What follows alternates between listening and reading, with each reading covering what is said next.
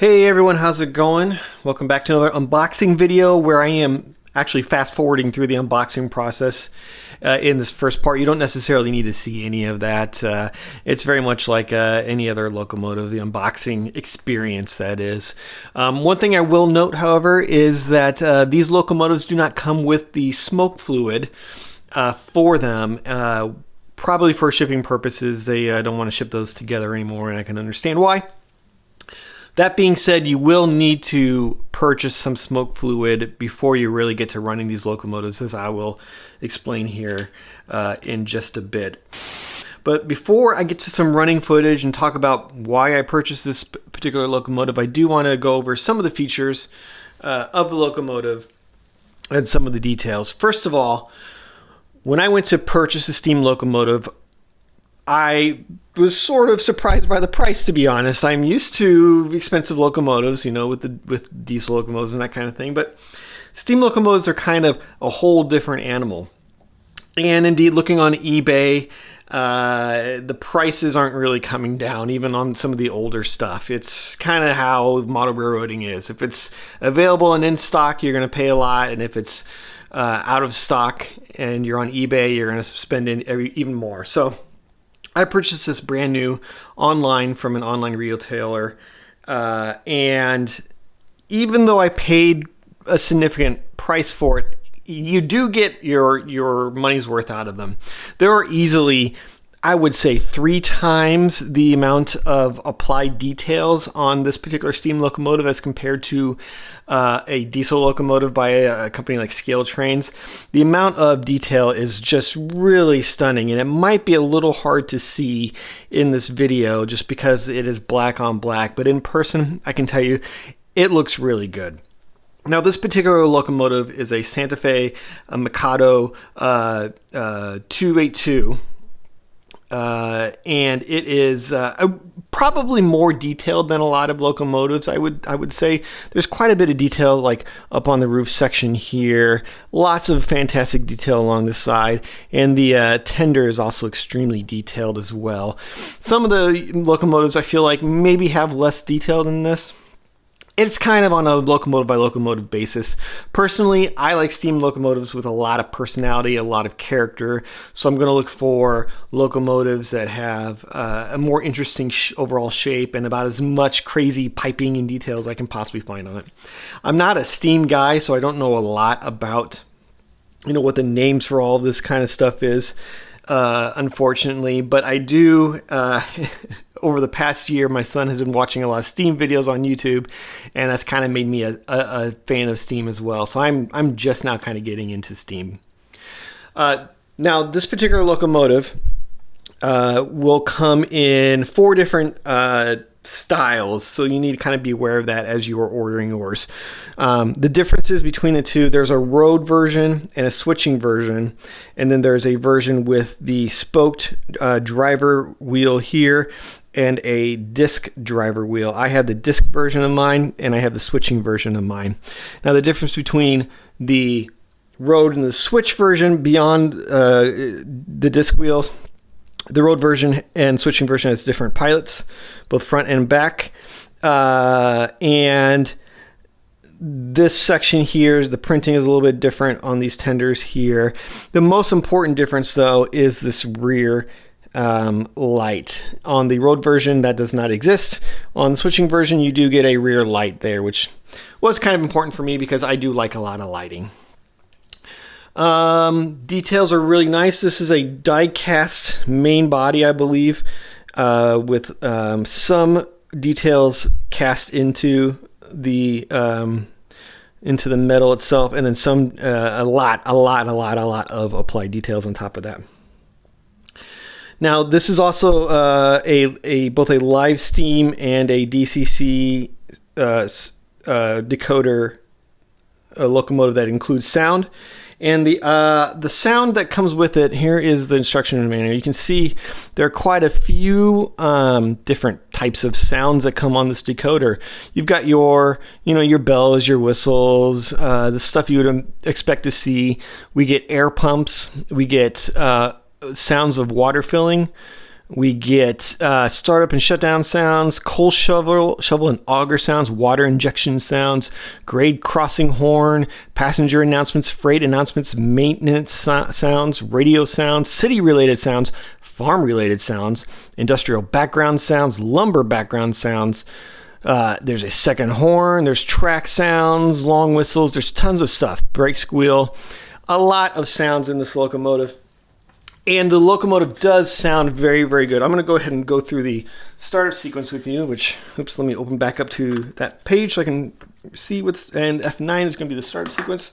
So let's go ahead and listen to the sound of this thing on its startup sequence. And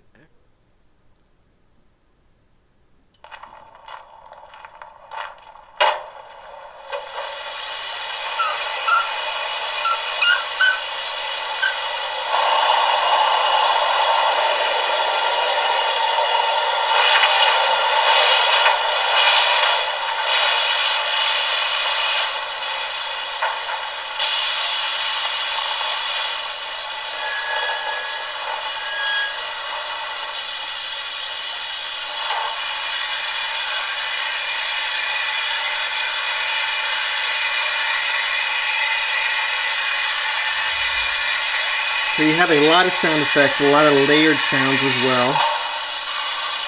There is a smoke unit in here. You can turn that on and off by hitting F7. And so the smoke is now turned on. And if I give it some gas,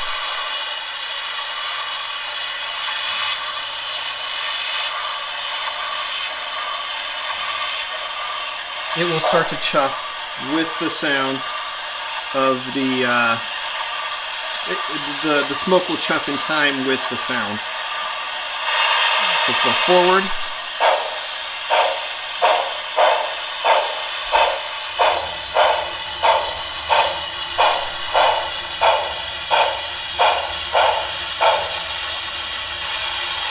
And that may be a little hard to see with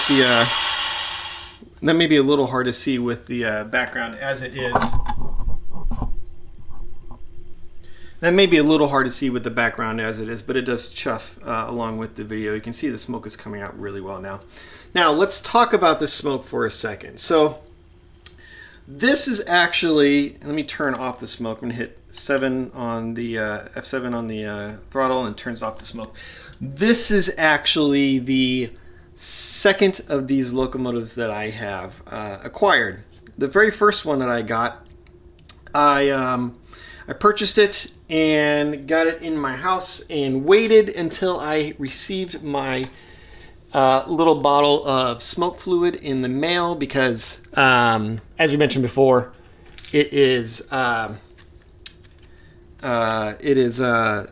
doesn't arrive with the smoke fluid. And so once I got it in there, I noticed in the instructions, where does it now?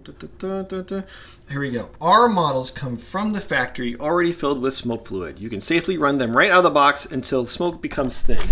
All right, so turned it on, smoke started coming out nicely, chuffed 3 or 4 times, and then suddenly lots of sound, lots of like gurgly sounds, and nasty brown smoke just started pouring out all over the front of the locomotive.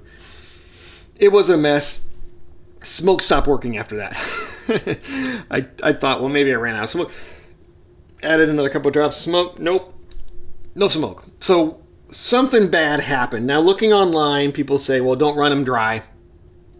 You can burn the little wick on there, and it'll burn it out. It wasn't dry, I can tell you that. I had a couple of drops in there, and the burning sound, the fact that it was smoking nicely, and then that burning sound, and then all that burning brown smoke coming out of it, led me to believe that whatever happened to it was way more severe than just running without smoke and you're burning a little wick a little bit. Now, Broadway Limited in a video said this is the Paragon 4 decoder, and it has built into it a sensor to detect whether or not there's fluid in the smoke chamber, and to turn off smoke before it even has a chance to burn it out. So assuming that's working correctly, something else terrible happened with this locomotive, and I don't know what it was. My guess is there was an electrical issue that the smoke fluid burnt everything out. So I contacted Broadway Limited. They recommended contacting the store that I bought the locomotive from, and I contacted that store, and luckily the man I talked to was very, very willing to help me replace the locomotive. Now, he says this is something they don't normally do. Normally, you're supposed to contact Broadway Limited, and they're supposed to take care of it. And the store's not responsible for, manufacturer's defects. I understand that, but being close to Christmas, and this was being something that I wanted to share with my son for over Christmas break. Anyway, so the store thankfully replaced this locomotive with a second unit that does appear to be working just fine. And I'm very, very happy about that. If you don't have a local hobby store, please, everyone, find someone else's local hobby store that sells online and order from them. You'll get great service from the store online, just as if you were a regular customer in their store. But with this replacement locomotive, it is working fine now. The smoke seems to be working just fine. It does leave me nervous to actually run this thing with smoke on, just because of the previous experience. I don't want to burn this out. The smoke is a very important feature for this. It's why I bought this locomotive. My son loves steam locomotives. He loves the smoke. I wanted something that smoked for him to be able to play with. So that is still a concern. I think it's something that, like, a lot of steam guys just don't run with smoke. I mean, that's just basically how it works for them. They just ignore that part of it completely. A lot of them will even replace the decoders in here, which might be something interesting to do with this one. I'll talk about that in just a second. But before I get to that, as far as how this runs, it runs smoothly.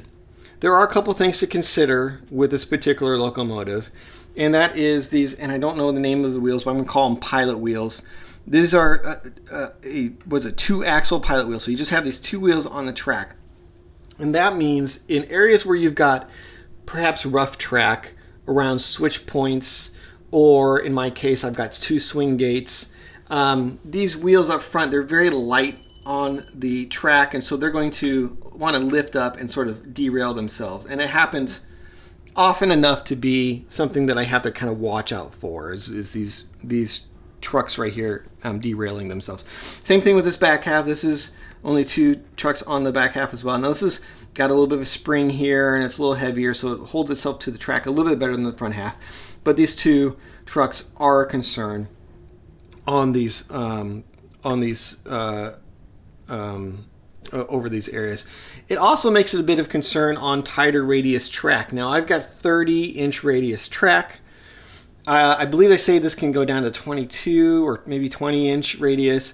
I wouldn't go any, honestly, 30 inches seems pretty good. Like it's enough of a concern that, like, if you are rounding a corner and then going into a switch, it's possible these things come off pretty easily. So I would run a locomotive like this on the widest trackage that you can get, which, is tough in model railroading, but certainly something that is a much bigger concern for these steam locomotives than it would be for, like a 6-axle diesel.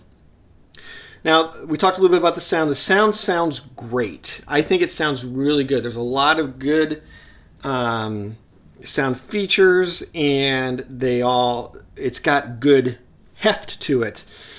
If you're familiar with diesel locomotives, the sound is kind of like, in comparison with the real thing has got real bass and real boom to it and real presence that isn't really apparent on the HO scale units themselves, just because they're so small.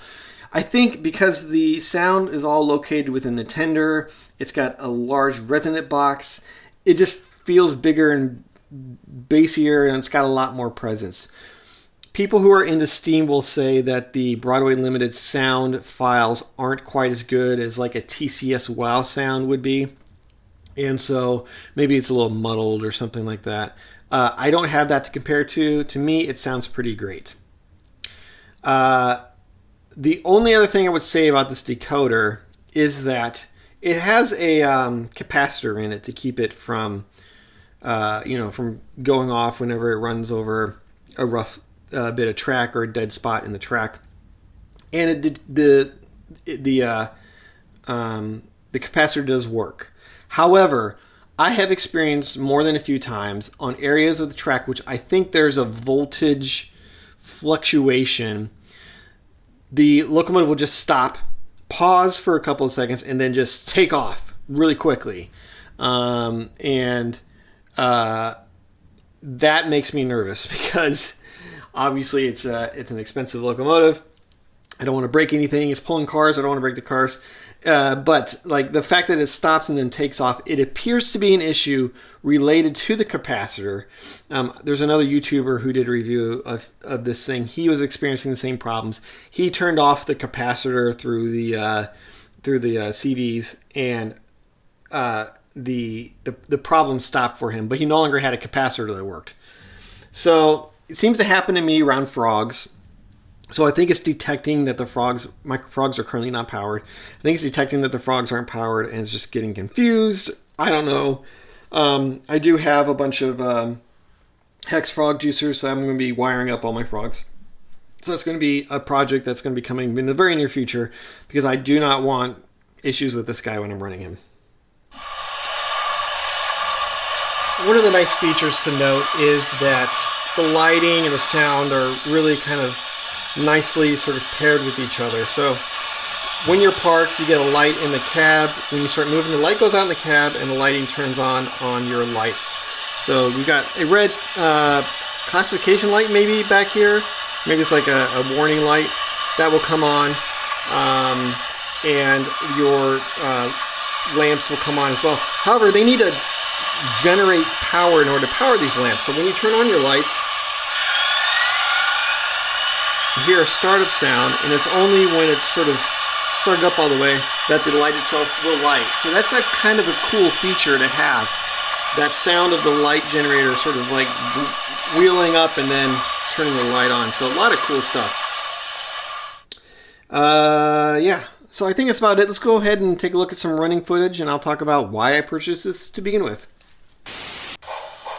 Okay, so why I purchased it to begin with. Well, my son has, over the past year or so, become really infatuated with steam locomotives.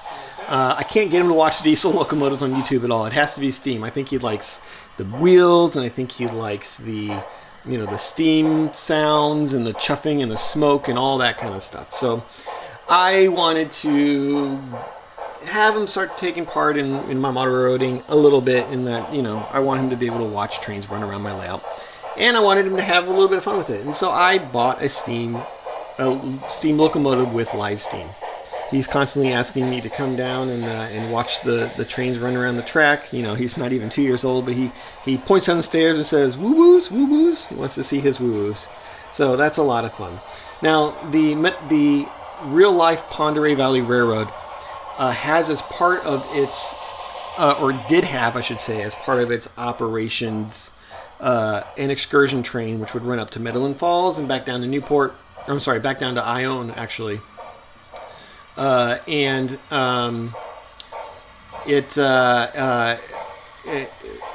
didn't have a steam locomotive on it. They would just use their regular diesel locomotives and throw on a couple of cars. But it's my railroad. I wanted to have steam on it. I fell in love with steam along with my son, and so in my world, the BNSF has a restored Mikado unit from the Santa Fe days, and this being the final year of operations in the Box Canyon Dam area for the Medellin Falls Railroad, they convinced the BNSF to loan them a locomotive for the final season, along with some passenger cars, and that's what we're seeing here. So it's a great way to kind of bring a little more fun and interest, and when I'm in the mood, run a little bit of steam on the layout, and it's just an excuse to have fun. But that being said, this is the end of this review. Do I recommend it? I do. I think the price I paid for this, I think that you're getting a lot of value. The model is really nice. The sound of the decoder is really nice. The steam, if you got a working unit, is a lot of fun. It does have its problems. You could run into issues with the steam box not working properly. You could run into issues with the locomotive not behaving properly under on the regular track work. Like I said before, a lot of people actually replace the decoder with a different one in these units and just don't run steam. I understand why they do that. It's this is a little finicky as it is. If it's not something you're running every single day, I think it's fine. If it's something you're using for an excursion train, it's fine. If you're looking to do a lot of work with this, and especially a lot of yard work with this, where you're doing some switching, you might want to consider a different decoder for this as well. But that being said, it's a gorgeous unit. You're not going to get a better looking locomotive on the market right now. You know, depending on what your flavor of steam locomotive, I think that this is about as good as anyone could ever hope for. So until Scale Trains comes out with their own steam locomotives, you know, I think that Broadway Limited kind of has cornered the market on HO scale steam, and what they've got here is a really great locomotive. Just keep in mind some of the eccentricities of this particular model. All right, thanks for checking it out with me, folks, and I'll see you all in another video.